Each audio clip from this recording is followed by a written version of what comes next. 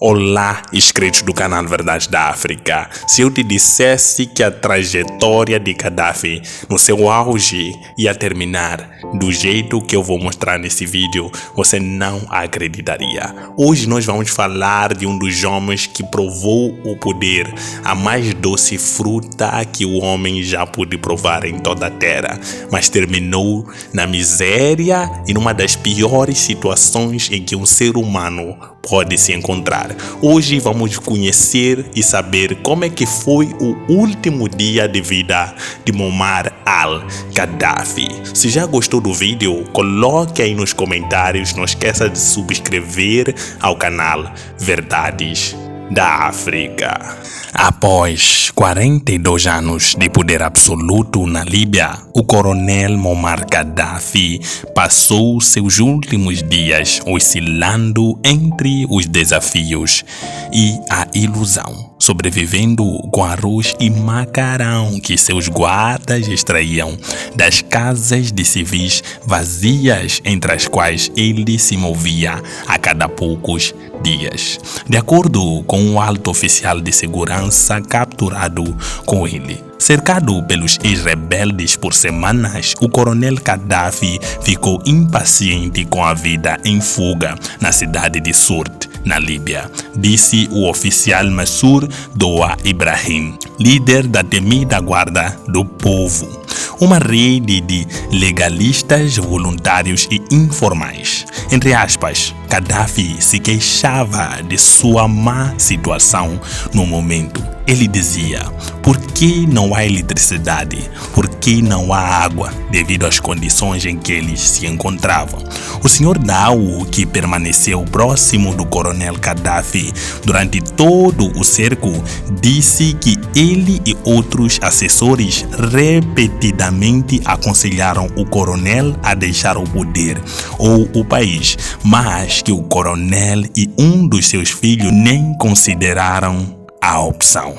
Ainda assim, embora alguns dos partidários do coronel retratassem como belicioso até o fim e armado nas linhas de frente, ele, na verdade, não participou dos combates, disse Dao, preferindo ler ou fazer ligações em seu telefone via satélite, enquanto os líderes interinos da Líbia se preparavam no sábado para iniciar formalmente a transação de poder para um governo eleito e definir um cronograma para eleições nacionais em 2012, varrendo a ditadura do coronel Gaddafi.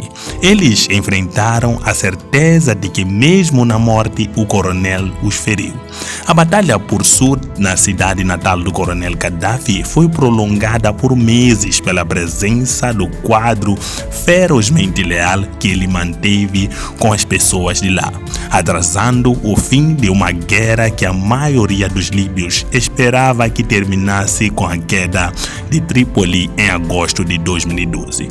Os comentários de Dao, o coronel próximo a Gaddafi no momento de sua morte, em uma entrevista no quartel-general de inteligência militar em Misurata, uma cidade ao nordeste da Líbia, ocorreram enquanto os detalhes finais da morte do coronel nas mãos dos combatentes que o capturaram ainda estavam sendo debatidos. Moradores de Misurata passaram o terceiro dia vendo os corpos do coronel Gaddafi e seu filho em frigoríficos em um shopping local. Funcionários do governo interino disseram que realizaram uma autópsia nos corpos e investigaram as alegações de que os dois homens podem ter sido mortos enquanto estavam sob custódia. Embora autoridades de segurança locais tenham dito que não vem necessidade de tal investigação até hoje. Mansour Doa Ibrahim, o coronel confiado de Gaddafi, Dao, que dizem ser o primo do coronel Gaddafi, tornou-se um membro de confiança de seu círculo íntimo.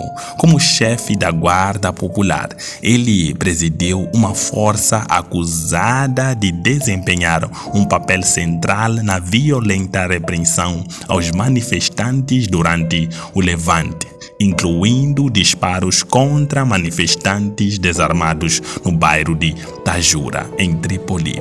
Os membros voluntários da guarda fizeram coisas com os residentes em postos de controle por toda a cidade. Acredita-se que Dao mantinha armas e detentos em sua fazenda, de acordo com Salah Margani, do Grupo Líbio de Direitos Humanos. Em uma entrevista separada com o Human Rights Watch, o Sr. Dao negou ter ordenado qualquer tipo de violência. Ele falou em uma grande sala de conferências que servia de cela, vestindo um cobertor sobre as pernas e uma camisa azul. Alguns guardas estavam presentes, mas falavam apenas entre si. Ele disse que seus captores o trataram bem e enviaram médicos para cuidar dos ferimentos que sofreu antes da sua captura, incluindo ferimentos por estilhaços sob o olho, nas costas e no braço esquerdo. Muitas de suas declarações pareciam ser egoístas. Ele disse, por exemplo, que ele e outros tentaram rapidamente convencer o coronel Gaddafi de que os revolucionários não eram ratos e mercenários, como o coronel gostava de dizer, mas pessoas comuns da Líbia. Ele sabia que eram líbios que estavam se revoltando, disse ele. Outras vezes, ele parecia arrependido, explicando seu fracasso em se render ou escapar como sua forma de cumprir uma obrigação moral de ficar com o coronel, antes de acrescentar: "Minha coragem falhou." Seu relato da batalha não abordou as acusações feitas pelos ex-rebeldes de abuso de forças legalistas dentro do Surte. Ismael al-Shukri, vice-chefe da inteligência militar em Misurata, disse que os legalistas usaram famílias como escudos humanos e que houve relatos de que soldados legalistas detiveram filhas para impedir que suas famílias saíssem da cidade. Os ex-rebeldes também disseram que as forças de Gaddafi executaram soldados que recusaram a lutar. Rebeldes contra Gaddafi.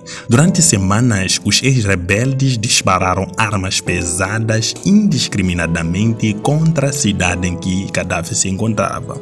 O bombardeio aleatório estava em toda parte, acrescentando que um foguete ou morteiro atingiu uma das casas onde o coronel estava hospedado, ferindo 3 de seus seguranças, disse o coronel que estava ao seu lado.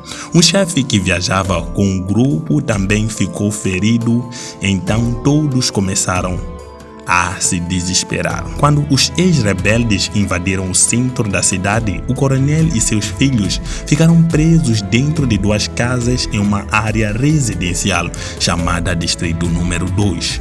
Eles foram cercados por centenas de ex-rebeldes, atirando na área com pesadas metralhadoras, foguetes e morteiros. A única decisão era viver ou morrer. O coronel Gaddafi decidiu que era hora de partir e planejou fugir para uma de suas casas próximas onde havia nascido. Um comboio de mais de 40 carros deveria partir por volta das 3, mas a desorganização dos voluntários leais atrasou a partida para as 8.